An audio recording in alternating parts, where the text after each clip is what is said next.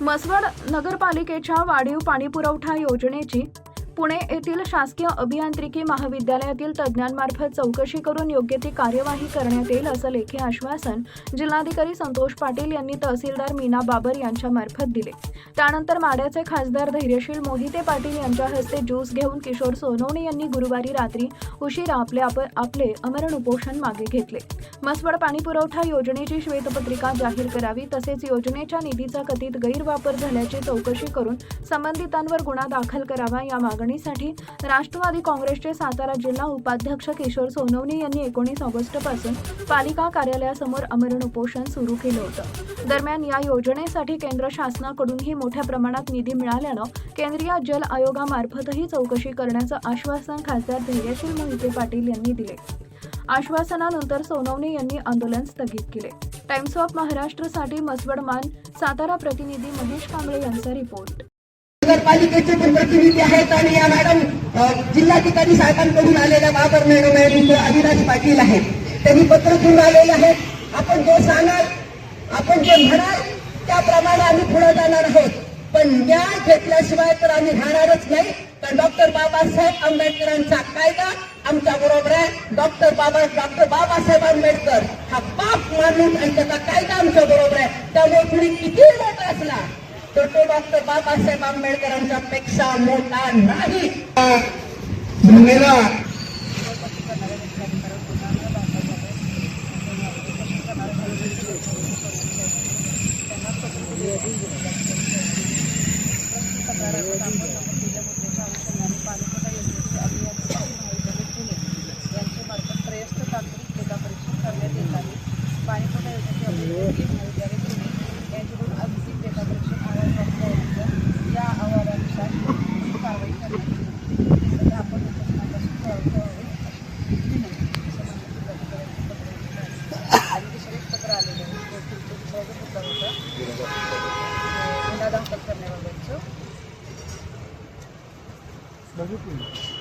वरील विषयाबाबत संदर्भ क्रमांक 1च्या कायद्यास प्राप्त झाला आहे।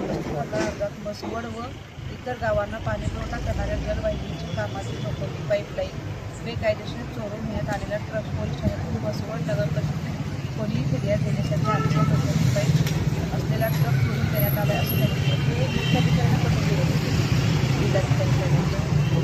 तक्रारीत सदर गुन्ह्याच्या अनुषंगाने खात्री करून नियमानुसार कायदेशीर कारवाई करण्यात येईल सीओना दिलेलं आहे।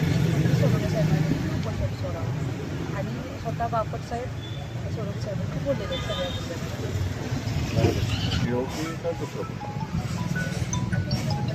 मला नगरपालिकेच्या मध्ये आहे तुम्हाला माहिती आहे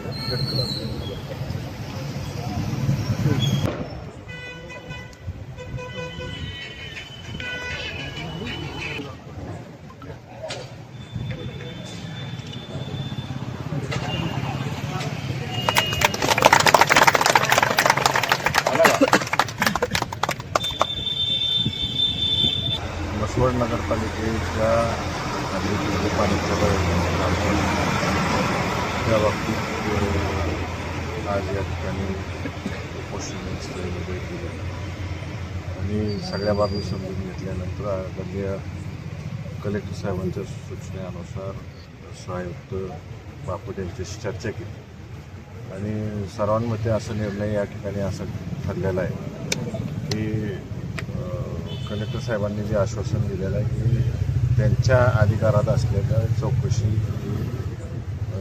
engineering college Pune government engineering कॉलेजकडून याची चौकशी केली जाणार आहे आणि त्याच्या व्यतिरिक्त इतर तक्रारी ज्या काय आहेत त्याला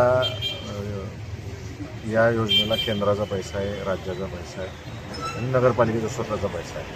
त्यामुळं केंद्रीय जल मंत्रालयाकडे या बाबतीतलं स्वतंत्र जे विजिलन्स डिपार्टमेंट आहे त्या ठिकाणी तक्रार करायचा निर्णय सगळ्यांनी घेतलेला आहे आणि आर्थिक जे नुकसान नगरपालिकेत झालेलं आहे त्या बाबतीतलंही चौकशीचं सेंट्रलचे स्वतंत्र ऑडिट कमिटी त्यांच्याकडे तक्रार करायची ठरलेलं आहे आणि या दोन्ही गोष्टींचा केंद्र स्तरावरचा पाठपुरावा हा मी स्वतः करणार आहे। एकदा त्यांनी तक्रार दाखल केली ही आम्ही पाठपुरावा करणार आहे. आणि आज आम्ही सगळ्यांनी विनंती केली आणि या ठिकाणी उपोषण सोडलं आणि नागरिकांसाठी कायम तत्पर राहून म्हसवडला चांगल्या दर्जाची कामं झाली पाहिजेत आणि योग्य नागरिक सुविधा मिळाल्या पाहिजेत यासाठी किशोरबाई कायम सतत प्रयत्नशील असतात आणि ॲग्रेसिव्हली सगळे मुद्दे या ठिकाणी मांडतात आणि प्रश्न तडीस नेण्याचा प्रयत्न करतात. आमच्या सगळ्यांच्या विनंतीला मान देऊन त्यांनी उपोषण सोडलं. त्याबद्दल मी म्हसवडच्या सर्वच नागरिकांच्या वतीनं त्यांचा आभार मानतो आणि असंच सक्रिय राहून सर्वसामान्य माणसाला त्यांच्या हक्काच्या गोष्टी मिळवण्याच्या दृष्टीनं तत्पर राहावं अशी विनंती करतो. नक्कीच या गोष्टीचा पाठपुरावा होईल आणि म्हसवडकरांना न्याय मिळेल एवढी ग्वाही तुम्हाला सगळ्यांना